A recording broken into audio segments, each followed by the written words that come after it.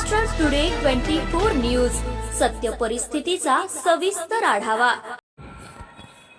भावी पिढी घडवण्यासाठी धार्मिक व संस्कारक्षम सोहळ्याचे आयोजन हबप निवृत्ती महाराज चाटे श्री क्षेत्र माहूर पैनगंगा नदीच्या पवित्र तीरावरील चोलेवाडी टाकळी येथे मागील 12 वर्षापासून हरिनाम सप्ताहाचे आयोजन करण्यात येते।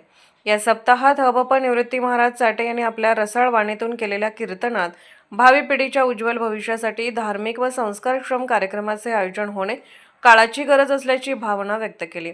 बुधवार दिनांक 4 फेब्रुवारी रोजी हरिनाम सप्ताहाची सांगता झाली। हरिनाम सप्ताहात काकडा आरती, अखंड हरिनाम, आकर्षक दिंडी, होम हवन, भजन कीर्तन झाले। हरिनाम सप्ताहाच्या सांगता प्रसंगी हबप शिवा महाराज यांच्या सुमधुर वाणीतील प्रभावी कीर्तन झाले। हरिनामाचा गजर, हरिनामाची काठी डाव मांडिला।